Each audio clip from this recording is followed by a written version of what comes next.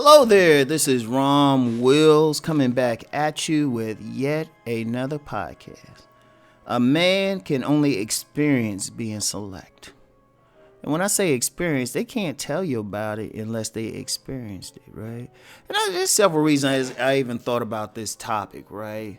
One, you get a lot of dudes who are non-select thinking they know what's going on with a select guy, right? Like, I'll give you an example. Like, people very familiar with the term incels, right? And they'll talk about these guys, they'll talk about guys they call Tyrone and Chad, but even above that are guys they call slayers.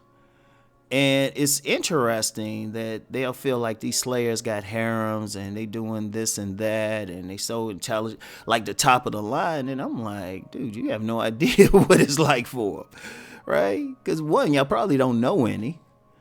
And two, to really know what it's like to be select, you really can't look at it from the outside, right? So, I mean, it's like one of those things. It's part of the reason why, like, I'll get on here, maybe some other dating coaches will talk about their experiences with women. And a lot of guys some guys will challenge them, some guys will think they're lying and stuff because they haven't experienced it. They don't have a frame of reference. They're on the outside looking in, right? But you can only experience it. I could tell you all day about women showing up to my place without anything on under a coat, or, having women chase you, driving along, chasing you and stuff just to holler at you, or chasing you out of stores, or women coming up to you handing it, right? I could tell you about that all day, but if you never experienced that, you like, man, I can't relate to that, right? Because ultimately people relate to stuff based on their personal experience. That's why, even with this dating coach thing, people resonate the most with dating coaches who have something to, who they, they've done that style. Like, I'll shout out Alan Roger Curry. A lot of people, even if they're not familiar with mode one, they have some idea about being direct. So they can relate to what he's saying. Or with me, a lot of my thing is more the attraction piece, right? So the guys can relate to having women chasing them down or something, women handing them the poo, throwing them the pussy, right? Because they experienced it. But then, somebody read or hear me talking about all that, and it's like, oh, that's crazy. And, it's funny. I remember a website had an article. I was talking about, the men I term Mr. Goodbar, sexual kings.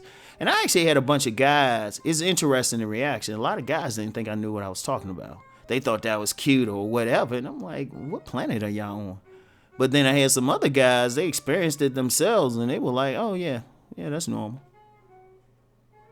But that tells me, as soon as I say something, see, like, I can throw out stuff and I can already tell who's select and who's non-select, because a select guy is going to experience things a certain way and non-select guy is going to experience it another way. It's not a right or wrong, it just is. And so sometimes it's kind of like a lot of people use that term, the red pill, right? The red pill.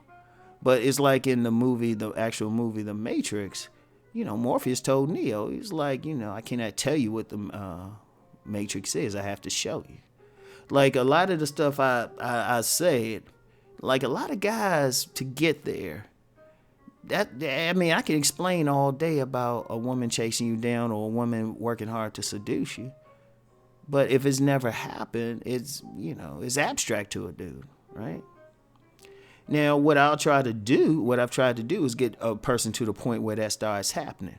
And when that has happened, like I've just talked to a young man the other day, just had a coaching session with him, and he had actually listened to what I'm actually saying, right? And he said he's noticed a difference in a year, right? Now, I'm not sure exactly where he was at first, but wherever he was at first, he's in a better position now. He was like, he know who he is. He might even give me a holler. Right. It's the brother I had a coaching session with on Monday about 12 o'clock Pacific Standard Time. Just go shoot me a text or something, brother, once you hear this podcast. But he experienced. He did what I said do, and he experienced it. So now I could take them to another level. But see, another dude who might not experience that, they're like, oh, that's bullshit. That don't happen or anything. All right. And, it makes communication hard. It makes it hard because one thing I will say, and I try to understand it as best as possible. I really do. I really do. Because, I've been close to non-select before. So I kind of understand it. But then once I made that real leap, then I was like, oh, wow, this shit is crazy. It'll blow your mind, in fact. And, even more, I've talked about the sexual underworld. If somebody really experienced it and really saw women for what they are, like a lot of dudes think they call themselves red pill. And I'm going to just be real with you. If you haven't been in that sexual underworld, it's like getting a red pill in the Matrix, but you still plugged in. That's the difference. You haven't gone to Zion yet. You haven't gone to the real world. Like you're just talking, you think you know.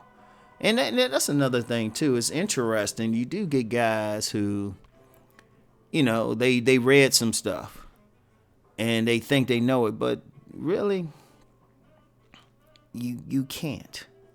You can't until you experience it, until you can say, look, this is my experience. Right? And that's when I take somebody seriously when they talk. I was like, well, have you experienced that personally? Have you seen that person? Not what you read on the internet, not whose video you saw, and you say, yeah, you know it. Nah, you don't know it. You got to feel it, right? You have to feel it. And then when you feel it, boom, there it is.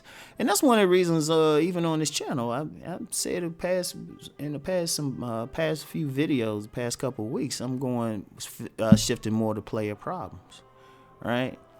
And I had some detractors, even some people hit me up privately. They had some issue with that. And I was just like, look, I've told you enough to try to get into the select, but then it's another set of issues once you get there. And quite frankly, you're not going to understand. You're not going to relate to what I'm saying. You're not going to relate. That's no fault of yours. There's no fault in it. But until you experience it, boom. And trust me, there's a lot there. It's a lot there. If I give you an example, you got a woman who's cheating, right? You got a woman who's cheating on her husband or something like that, and you the one turning her out. She coming to find out, then, she get a little crazy. She was like, well, can we go to dinner? She get a little crazy. That dick got too good to her. Right, that becomes a problem because then she's probably treating her husband a certain way.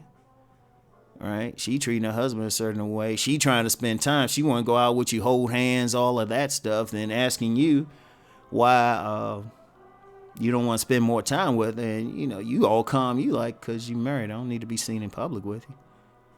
But that's a player problem. And that's something that she get a little crazy, and some women do.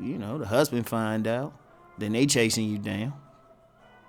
So it's a whole other thing. But it's hard to explain that to some guy who hasn't experienced that. Like, you got a lot of guys who think they want something with women, or they think they want to deal with certain types of women and stuff because they look good. It's like, well, not really. Like I'll give you a great example. Like, a select man more likely has dealt with a dime.